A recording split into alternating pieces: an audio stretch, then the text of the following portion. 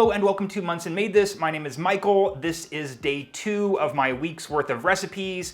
If you've been around for a while, you know that I'm on a weight loss journey eating whole food plant-based, and I've come up with this way of combining foods to make a meal where I eat a grain, a bean, a veggie, a green, and some type of seed, which is a whole plant fat. And today's recipe is kind of a bizarre concoction. A couple videos ago, I made my perfect bowl, which was like a cold salad with all of these ingredients, and I told you that I wanted to show you a soup version of it, and that's what I'm doing today. But it's more than a soup, it's kind of like a thick stew. It's basically like a rice casserole meets a soup. It's got a lot going on, but it's super delicious, kind of a similar flavor profile to like a chicken pot pie. So let me tell you what my ingredients are gonna be, and then we'll blend some stuff, we'll go back to the stove and finish it off. So my grain for this is going to be black rice. This is black pearl rice. This is leftover from the video that I did yesterday, which was my Indian spiced green, or my Indian spiced split peas with black rice. So I'm just gonna use this today because I've already got it made. Last night I also made some chickpeas. I just cooked these on the slow cook function in my Instant Pot, so these are gonna be my bean. My veggie is going to be broccoli, although you'll see that I'm going to be adding some other veggies as well. My green is going to be arugula, because this is what I have this week from my CSA, and it's delicious. And finally, my seed is actually going to be cashews. So my source of whole plant fat is going to be these cashews, which I'm going to be blending with water here in just a second.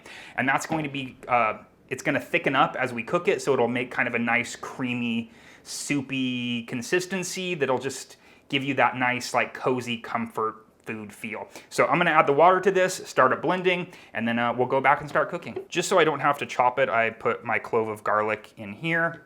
So I'm adding the water. I'm using a NutriBullet because it's my favorite high-speed blender. Basically, any blender will work that's going to pulverize cashews. If you do not have a high-speed blender, just soak your cashews for a couple of hours, or you can simmer them in boiling water for about 10 minutes and they'll soften up as well. So I'm gonna start the blending now.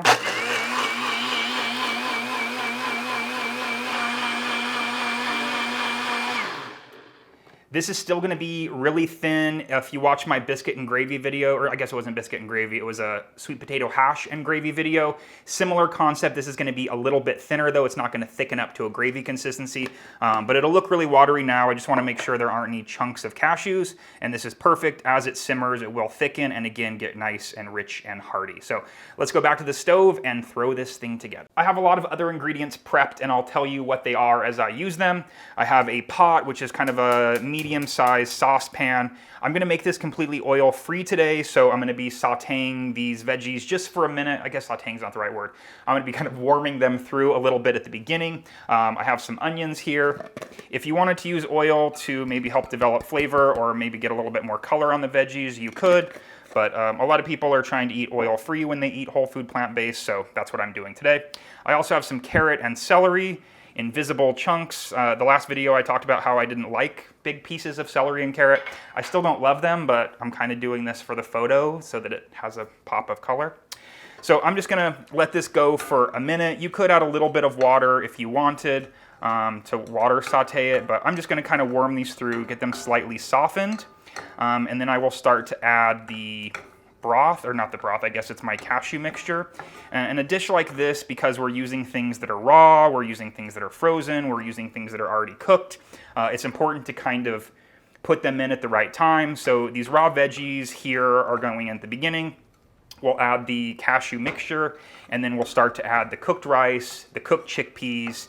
We'll add the broccoli a little bit later. The greens will go in at the very end as well. I have some frozen corn and peas that I'm gonna be using, and those will go in at the very, very last minute. And then just because I had them left over from yesterday, these are some of the mushrooms that I used in the Indian spiced split pea dish. So I'm just gonna be adding those to this at the end as well. They're already cooked, caramelized, they don't need any other work, but I think they'll be really great in this dish as well. The very last thing that I'm gonna add is a bit of lemon juice. I don't want that to cook away, so I'm adding it at the very end. It'll just add a nice brightness and lift up the whole dish.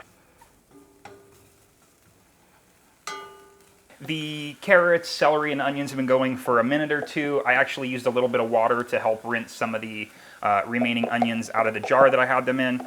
And now I'm going to add the cashew and water mixture. And I didn't mention it earlier, but this full recipe will be on monsonmadethis.com. And this is theoretically for one person. I know it seems like a lot of food and you could easily serve more people. You could easily divide it up into a few meals, but it's essentially like the same ingredients that I use in that perfect bowl, which is a meal for me. Obviously, it depends on what your needs are, what your goals are.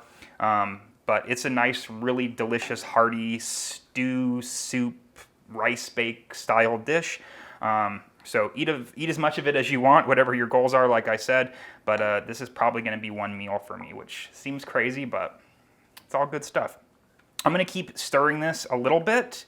I don't want the cashews to stick to the bottom.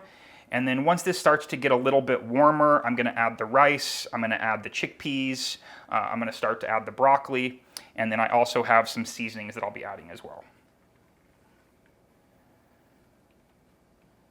I've actually decided to add the seasonings before the other ingredients. I'm using this no chicken flavored better than bouillon, and because I used 2 cups of water, I'm going to use about 2 teaspoons worth. I'm eyeballing it. This is the main source of seasoning and flavoring for the dish, so I might be a little bit heavy-handed with it. If you didn't want to use this, or you had a different vegetable broth, then just use vegetable broth when you make the cashew mixture. That'll work great. Tarragon. I'm using dried tarragon here because to me this is like the quintessential seasoning to add to pot pie like dishes, and I really like this flavor. So I'm adding just maybe about like a half teaspoon maybe. I'm going to wake things up a bit with some red pepper flake. I like spice. If you don't like spice, don't add it. It's not going to make it super spicy. Like I said, it's just going to kind of wake things up a bit.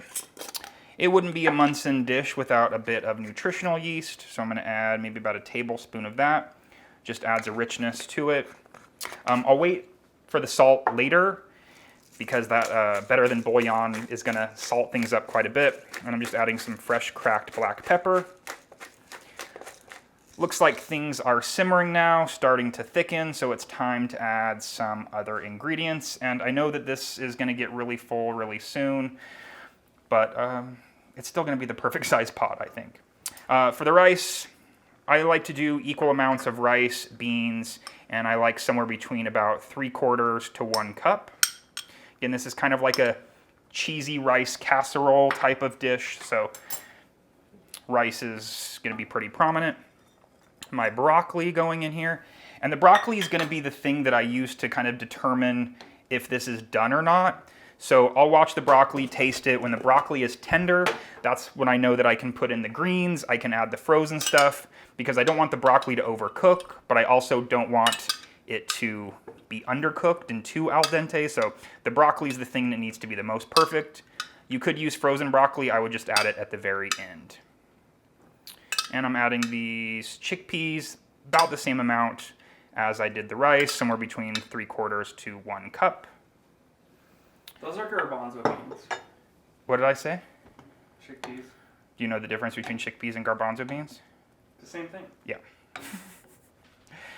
All right, so this is looking great. It's starting to thicken. Things are going to warm through. Like I said, the broccoli is the thing that's going to determine whether or not, or when it's done. When I think that it's ready to go, I'll add the greens, the frozen stuff. I'll taste for salt, and then the mushrooms that I have are going to be one of the last things before the lemon juice. Already smells incredible. I love this dish. Like, I just love comfort foods, and this is that ultimate, like I used to love when my mom would make minute rice and like cream of mushroom soup casseroles, and that's what this kind of serves for me. And it's just a soupy casserole. I keep repeating the same things. I'll be surprised when I figure out what I'm going to actually name this because I haven't figured out what the name of it is yet. So you'll know before now because you'll have seen the title and you'll have seen the thumbnail. But as of right now, I'm not sure what to call this because it's just a concoction. Okay.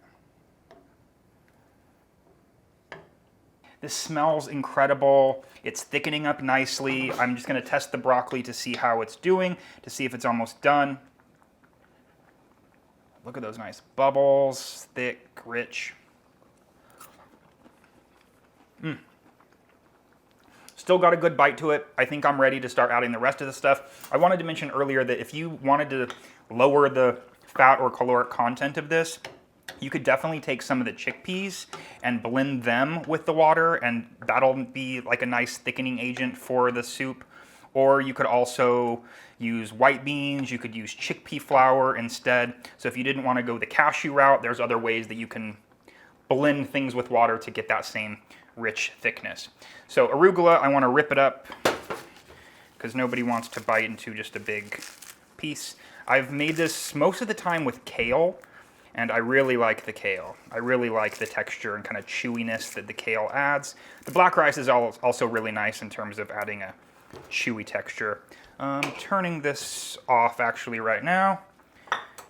Adding my frozen and thawed peas and corn. And these just need to be warmed through. Frozen veggies are pretty much already cooked. I don't recommend cooking them any further. You just want them to get warm, and then they're great. And you can see how thick this is now. We've got basically like equal parts rice, chickpeas, broccoli, arugula, and then I'm gonna add my cooked mushrooms.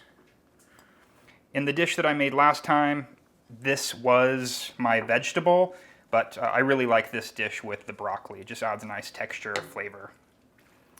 And that is it, except for the lemon juice. So let me squeeze that out, add this, and then I'm ready to dig in.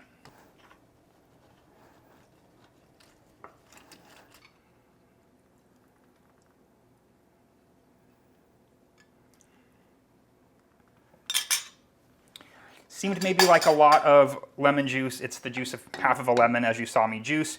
It's just a really great flavor, a nice acidity, and like I said, it just brightens up the whole dish. If you're not a fan of lemon juice, don't add it. You could use a splash of vinegar, that would be fine as well.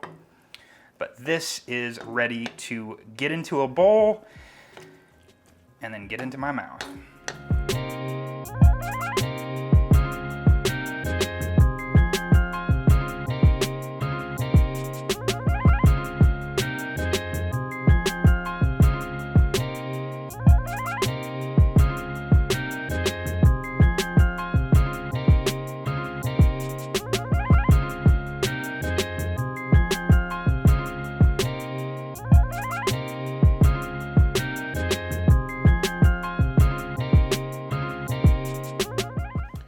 Just trying to clean this up a little bit so I can take a pretty picture of it, but I am so excited to taste this. It smells incredible.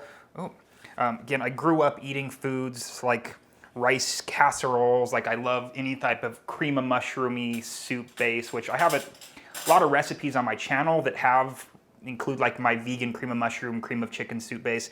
This is kind of the same idea, but with this recipe, I was really just trying to make things really simple, whole food, plant-based. This is the kind of food that I've been eating when I've been on my weight loss journey. Things are going great. I will have an update very soon on that. But just eating foods like this make me feel really full, really satisfied, holds me for a long time until I eat my next meal. And even though it may be a little bit more calorically dense than what you're used to for like weight loss meals, again, I feel like eating like this is what allows me to just eat fewer calories overall. So I'm gonna give this a taste. And this is actually the first time I've added the mushrooms, which I'm super excited about. Here we go. That lemon juice does so much. It's like a sweetness and a brightness and an acidity, and it just adds complexity to it. Because with things that are very like comfort foody, creamy base type things, they can be really flat, really one note, and that helps to lift things up. There's such a variety of textures here, from creamy to crunchy and smooth, and I just love everything that is happening in this dish. Like I said, this is probably gonna be one portion for me. It may be between 2 meals, but really eating like this is what's really been helping me on my weight loss journey. So thank you so much for watching.